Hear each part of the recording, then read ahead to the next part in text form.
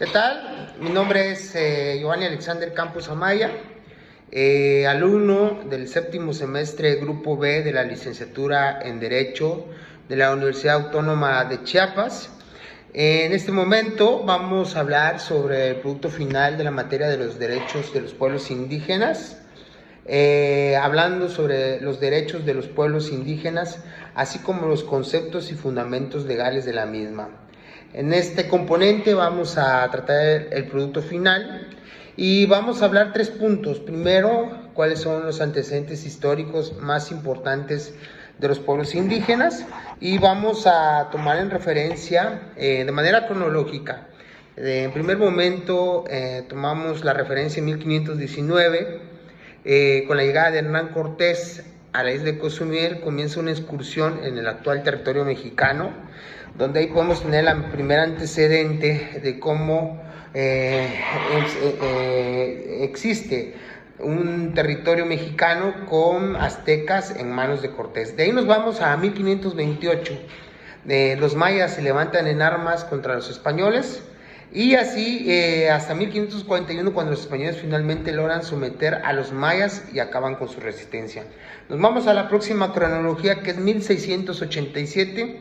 Un grupo al mando de Fray Eduardo Francisco Quino ayudaron al desarrollo de gran parte, no solo de Sonora, sino al padre Quino era conocido como un gran hombre generoso y justo con los indígenas.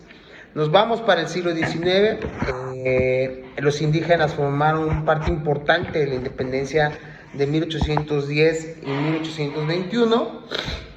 Se levantaron en armas, cansados del gobierno español, y para ello tomaron los indígenas diferentes lugares de inconformidad por las autoridades que había en represión por los españoles. Para 1919, en el gobierno de Zapata, retoma la defensa de las tierras comunales y las demandas sociales protestadas por indígenas y su trabajo obrero, es decir, se dio la jornada de 8 horas como salario mínimo, reparto agrario, nacionalización de los recursos naturales, entre algunas otras demandas. Para 1920, Sonora estaba bajo la gobernatura de Adolfo de la Huerta, el cual exigió bienes para los empleados, ya sean de campesinos, obreros, etcétera, y diferentes apoyos. Ahí surge el plan de Agua Prieta. Para 1994, que es nuestra última referencia que tenemos nosotros en la actualidad, se da la escena del Ejército Zapatista de Liberación Nacional, el más conocido como el EZLN. Tenía como el propósito desarrollar que los pueblos indígenas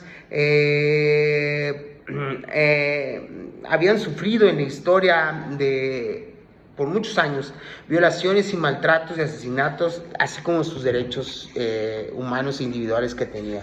Con ello crean un Ejército de Liberación Nacional, en el cual en 1995 se sienta con las autoridades y firman el Pacto de San Andrés Laraiza, lo cual hasta en estas fechas se toma parte de los derechos indígenas y la cultura indígena.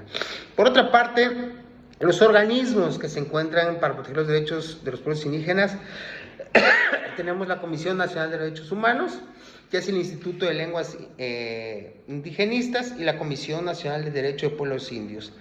Ahora, ¿cuáles son los derechos de los pueblos y comunidades indígenas que ha identificado esta unidad? Se ha hablado de la libre determinación del derecho de las tierras, de territorios y recursos, de derechos económicos y sociales y culturales, también sus derechos colectivos y la igualdad y no la discriminación. Asimismo, derechos afirmados en tratados, acuerdos y otros arreglos constructivos entre los pueblos indígenas y los estados, es decir, la condición de la aclaración conforme al derecho internacional.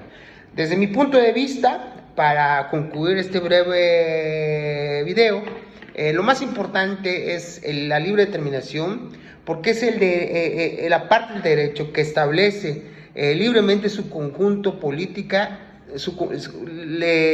establece libremente su condición política y perseguir libremente su desarrollo económico, social y cultural.